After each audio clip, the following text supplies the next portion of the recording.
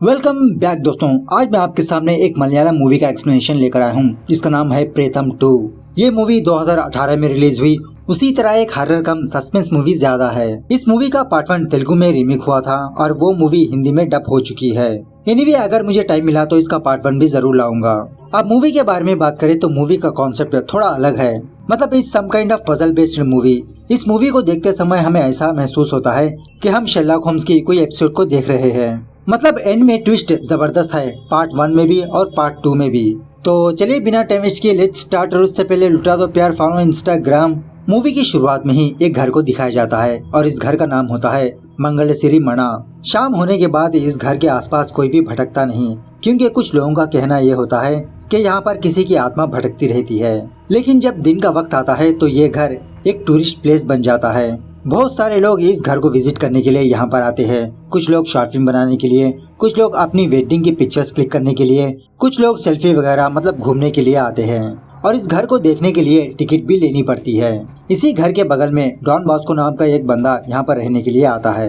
Don Bosco वहाँ का management जिसका नाम होता है वेणु, उससे ये सवाल करने लगता है, क्या कल रात उस घर में कोई था? मैंने कल रात देखा था कि इस घर के लाइट्स ऑन ऑफ हो रहे थे। वेणु डॉन बॉस्को से कहने लगता है, नहीं कल रात इस घर में कोई भी नहीं था, लेकिन कल कुछ लोग अपनी शॉर्ट फिल्म करने के लिए यहाँ पर आने वाले हैं। खैर दूसरे दिन तपस नाम का एक बंदा मना घर को आता है। एक्चुअली उस घर की देखभाल करने के लिए हमेशा एक बंदा वहाँ पर रहता है और उसका नाम है उन्नी वॉरियर। उन्नी तपस को इस घर को दिखाने लगता है और इसी बातों ही बातों में उन्नी तपस से ये पूछने लगता है, वैसे आप कहाँ पर स्टे करने वाले हो? तपस कहने लगता है कि हमने सेपरेटली होटल को बुक नहीं किया, हम इस घर में ही रहने वाले हैं। उन्नी कहने लगता है कि रात के समय यहाँ पर कोई भी नहीं रहता, शाम होने के बाद यहाँ से सारे लोग चले जाते हैं। तपस कहने लगता है कि आप फिक्र मत कीजिए, आपके घर को कोई भी डैमेज नहीं करेंगे। और उसी तरह तपस जिद करने लगता है कि ये लोग यहीं पर ही रहेंगे। सो उन्नी इसके लिए ओके भी कह देता है। एक्चुअली तपस और कुछ लोगों का एक फेसबुक ग्रुप है और तपस का यही प्लान होता है कि ये अपने फेसबुक फ्रेंड्स के साथ मिलकर कोई शॉर्ट फिल्म बनाए। और इन सारे लोगों ने एक डेट को फिक्स कर यहाँ पर मिलने का प्रोग्राम बनाया। थोड़ी देर बाद उस फेसबुक ग्रुप के कुछ मेंबर्स यहाँ पर आते हैं और इन लोगों के नाम होते हैं रामनाथ, जोफिन, अनु, नीरू और नीरू के साथ साथ मनी अंकल भी आता है। यहाँ आने के बाद ये सारे लोग एक दूसरे से इंट्रोडक्शन करते हैं। मतलब पहली बार इन सारे लोगों ने रियल में मिले हैं। इससे पहले इन लोगों की सिर्फ फेसबुक में ही चैटिंग हुआ करती थी।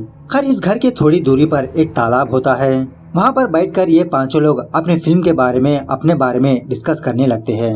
जब वो सारे लोग वहाँ से जाने लगते हैं तो नीरू अपना फोन वहीं पर भूल जाती है।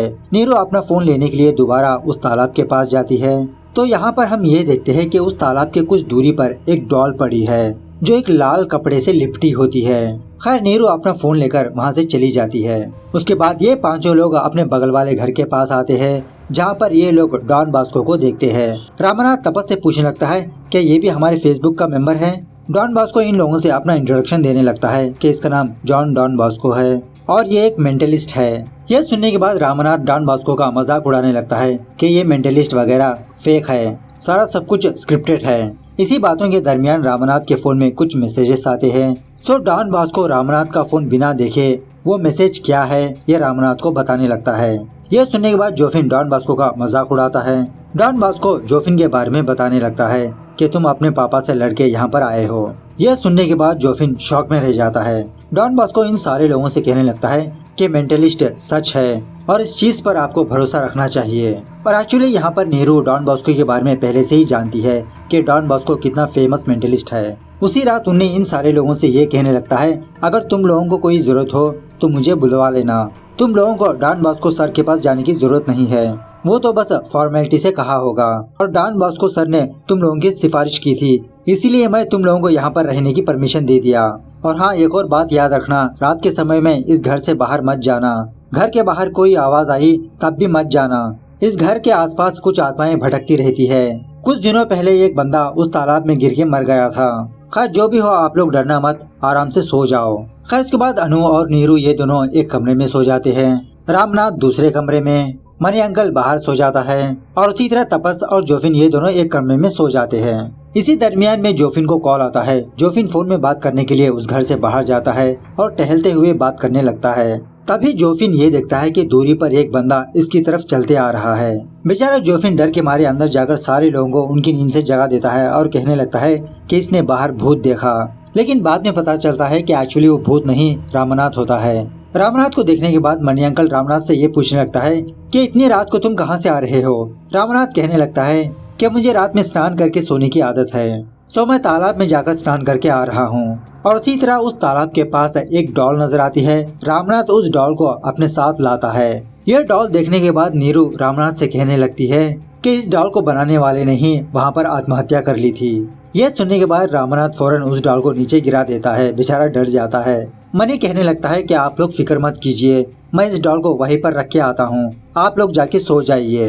ऐसा कहते हुए जब मनी उस डॉल को लेकर उस तालाब के पास जा रहा होता है, तभी मनी उस घर के बाहर एक अनजान बंदे को देखता है। इसे देखने के बाद मनी फौरन उस घर के अंदर जाता है, सारे लोगों को बाहर बुलाता है कि इसने किसी को देखा। लेकिन जब वो सारे लोग बाहर आते हैं तो वहाँ पर कोई भी नहीं होता।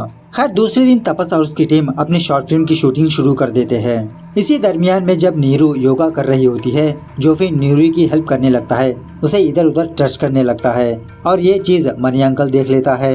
ये देखने के बाद मनी फौरन जोफिन से लड़ाई झगड़ा करने लगता है, इनकी स्क्रिप्ट को फाड़ देता है, इनकी शूटिंग को रोक देता है।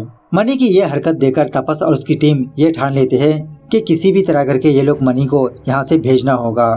उसी रात जब मनी अकेले में होता है तो ये सारे लोग एक प्लान बनाकर मनी को डराने धमकाने लगते हैं। एक स्पीकर रखकर मनी से बात करने लगते हैं, जैसे कोई आत्मा इससे बात कर रही हो। ये आवाजें सुनने के बाद बेचारा मनी डर जाता है। दूसरे दिन मनी नीरू के पास आकर कहने लगता है, नीरू फौरन हमें यहाँ से निकलना होगा, तुम भी मेरे साथ चलो। नीरू कहने लगती है, नहीं अंकल, मैं शूटिंग को बीच में रुका के नहीं आ सकती, आप जाओ, मैं हफ्ते 10 दिन बाद वापस आ जाऊंगी। बेचारा मनी अकेला ही वापस घर चले जाता है। खैर दूसरे दिन तपस और उसकी टीम शूटिंग को कंटिन्यू करने लगते हैं। दूसरी तरफ अनु किचन में जाकर इन सारे लोगों के लिए कॉफी बना रही होती है। देखते ही देखते वो दूध काला हो जाता है। ये पांचों लोग डर के मारे डॉन बॉस्को को यहाँ पर बुलाते हैं। डॉन बॉस्को इन लोगों से कहने लगता है, आप लोग फिक्र मत कीजिए, शायद दूध में कुछ गिर गया होगा। इसी दरमियान में नीरू डॉन बॉस्को को एक सीक्रेट बताती है कि इसने अपने फ्रेंड्स को डराने के लिए एक फेक फेसबुक ग्रुप को क्रिएट किया है। इसके बारे में ये बाद में बात करेगी। जब वो सारे लोग वहाँ से चले जाते हैं, डॉन बॉस्को उस चूल्हे की तरफ देखते रहता है। मतलब डॉन बॉस्को इन लोगों को हौसला दिलाने के लिए इनसे झूठ कहा था। खैर उसी दिन नीरू का बर्थडे होने पर ये सारे लोग नीरू को रात में उस तालाब के पास एक सरप्राइज पार्टी रखते हैं। नीरू को एक सरप्राइज देते हैं। जब नीरू अपने बर्थडे केक को काटने वाली होती है, देखते ही देखते पता नहीं कैसे वो केक जलने लगता है। उस केक को आग लग जाती है। ये देखकर बेचारे वो पांचों लोग डर के मारे वहाँ से चले जाते हैं। अब जाके डॉन बॉस्को को पक्का यकीन होता है कि यहाँ पर कोई अजीब की एंटिटी है। दूसरे दिन वेनु डॉन बॉस्को से ये पूछने लगता है, क्या तुमने कोई सेंस किया? डॉन बॉस्को कहने लगता है, हाँ, उस घर में एक डिस्टर्ब आत्मा है। वो आत्मा शायद नीरू को ही टारगेट किया है। अभी इसके बारे में मुझे पूरी डिटेल्स तो नहीं पता। वेनु पूछने लगता है, तो फिर क्या हम इन लोगों को यहाँ से भेज दे? डॉन बॉस्को कहने लगता है, इससे कोई फायदा नहीं है, दुर्घटना यहाँ पर नहीं घटी तो दूसरी जगह घट सकती है। इसी दरमियान में रामनाथ और जोफिन को ये शक होने लगता है, क्या डॉन बॉस्को सच में मेंटलिस्ट है या कोई और। इस बात का पता करने के लिए एक दिन ये दोनों डॉन बॉस्को के रूम में जाते हैं। जब ये दोनों उस रूम में कुछ सर्च कर रहे होते हैं, देखते ही देखते उस रूम का सीलिंग फैन अपने आप घूमने लगता है। हालांकि सारे के सारे बटन्स ऑफ होते हैं। थोड़ी देर बाद वो फैन और जोर से घूमने लगता है। वहाँ पर एक शैतानी हवा आने लगती है। ये देखकर ये दोनों डर जाते हैं और जब ये दोनों वहाँ से बाहर जाने की कोशिश करते हैं तो वो दरवाजा ओपन नहीं होता। इसी दरमियान में उस फैन का एक पंखा टूट के रामनाथ के पैर पर लग जाता है। रामनाथ के पैर को बहुत चोट आती है। थोड़ी देर बाद वेनु डॉन बॉस्को के पास आकर ये सवाल पूछने लगता है, अगर वो आत्मा नीरू को ही टारगेट किया होगा तो बचे लोगों को क्यों नुकसान पहुँचाएगी? डॉन बॉस्को कहने लगता है कि इससे मुझे ये बात पता चली कि वो आत्मा सिर्फ नीरू के पीछे नहीं है, इन पांचों लोगों के पीछे है। वहीं दूसरी तरफ तपस और उसकी टीम उस तालाब के पास होते हैं। तपस उस तालाब में स्विम करते हुए जोफिन से ये कहने लगता है कि शाहरुख खान की एक नई फिल्म आई है, उस फिल्म को डाउनलोडिंग पे रखो।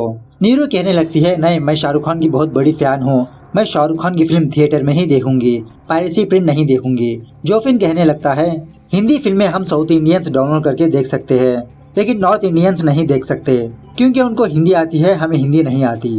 इस तरह से जोफिन शाहरुख खान की मूवी को डाउनलोडिंग पे रख देता है। बहुत देर होने के बाद तपस उस पानी से बाहर नहीं आता, क्योंकि तपस को एक आत्मा पानी से बाहर आने नहीं दे रही होती, उसे जकड़े रखती है। ऊपर इसके फ्रेंड्स भी घबरा जाते हैं, तपस को बुलाने लगते हैं। इन लोगों की चीखने की आवाज उन्नी सुन लेता है, तो उसी घर में कुछ लोग काम कर रहे होते हैं। वो काम वाले फौरन उस पानी में जाकर तपस को बाहर लाते हैं, तपस को बचा ही लेते हैं। ये सारी चीजों को देखकर डॉन बॉस्को ये सोचने लगता है कि उस आत्मा का और इन 5 लोगों का क्या लेना देना है। जब वेनु डॉन बॉस्को के पास आता है, डॉन बॉस्को वेनु से कहने लगता है, सर इन 5 लोगों के बीच एक कॉमन कनेक्शन है।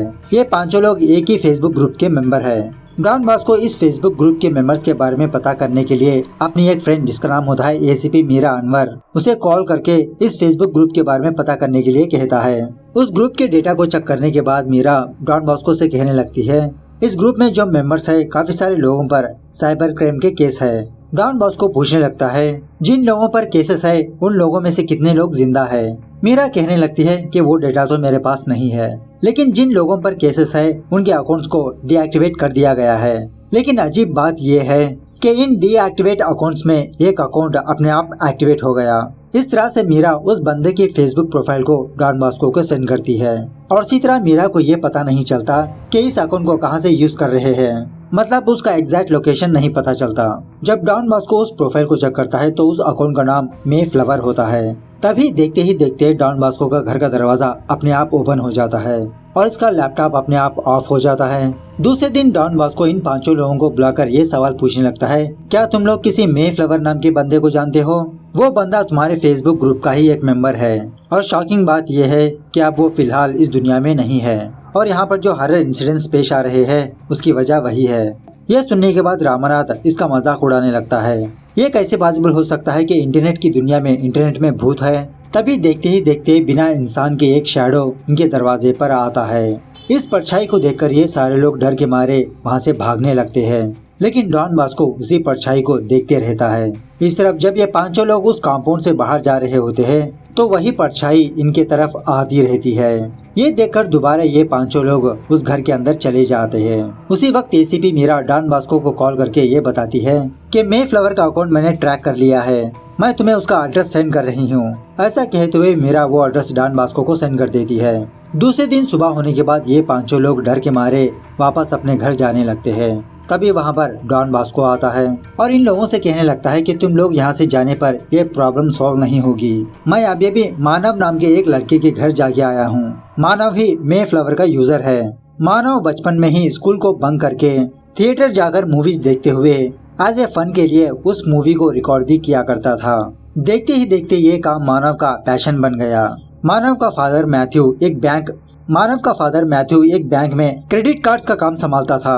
कोई अनजान बंदा मानव को फंसाकर उसकी मदद से सारे क्रेडिट कार्ड्स के डिटेल्स हासिल कर लिया। वो अनजान बंदा मानव को यूज करके बहुत सारा पैसा कमाया। कुछ दिनों बाद मानव के फादर को क्रेडिट कार्ड स्कैम के जुर्म में उसको गिरफ्तार कर लिया जाता है। बेचारा मानव गिल्टी फील होकर खुदकुशी कर ली। इसीलिए जब तुम लोग इंटरनेट से मूवी को डाउनलोड करने की बात की थी और उसी तरह नीरू ने फेसबुक में फेस ग्रुप को क्रिएट किया था, मानव की आत्मा ये सोचने लगी कि इसकी मौत का जिम्मेदार तुम लोग ही हो। फिलहाल मानव की आत्मा ये जानना चाहती है कि इसकी जिंदगी किसने बर्बाद की, इसको किसने धोखा दिया। तुम्हारी शॉर्ट फिल्म की स्क्रीनिंग दिसंबर 31 को है ना? उस दिन तुम्हारे ग्रुप के सारे लोगों को हम इनवाइट करेंगे। शायद मानव को जिस बंदे ने धोखा दिया वो भी आ सकता है। इस तरह से हम मानव की हेल्प कर सकते हैं, मानव की आत्मा को शांति मिलेगी। उसके बाद जब डॉन बॉस्को वापस अपने रूम में आता है तो इसके रूम के सारे सामान बिखरे पड़े होते हैं। ये देखकर डॉन बॉस्को समझ जाता है कि मानव की आत्मा इसे कोई साइन दे रही है। इसी रूम में डॉन बॉस्को ये देखता है कि ताश के पत्ते बिखरे पड़े हैं, लेकिन इन कार्ड्स में से जोकर का एक कार्ड सीधा होता है, बचे कार्ड्स उल्टे होते हैं। उसके बाद डॉन बॉस्को तपस फेसबुक ग्रुप में जाकर जोकर नाम के बंदे को ढूंढने लगता है। तो सच में जोकर नाम का एक बंदा उस ग्रुप में मौजूद होता है। नीरू डॉन बॉस्को से पूछने लगती है, आप अपनी पुलिस वाली फ्रेंड को कॉल करके इस अकाउंट को ट्रैक कर सकते हो ना? डॉन बॉस्को कहने लगता है कि मेरा इसका लोकेशन पता करने की कोशिश की थी, लेकिन ये हर बार डिफरेंट लोकेशन शो कर रहा था, डिफरेंट आईपी एड्रेस को यूज कर रहा है। और शॉकिंग बात यह है कि ये 24 आवर्स फेसबुक में ही रहता है। पता नहीं ये कैसे पॉसिबल है। इस बंदे को बाहर निकालने के लिए हमें भी थोड़ा स्मार्ट से सोचना होगा। अब डॉन बॉस्को ऑलरेडी तपस के फेसबुक ग्रुप में ज्वाइन हो चुका होता है। डॉन बॉस्को इस ग्रुप में एक पोस्ट डालता है कि मैंने जियो का अनलिमिटेड डेटा क्रैक कर लिया है, अगर किसी को फ्री में डेटा चाहिए तो कमेंट बॉक्स में अपना नंबर डाल दीजिए।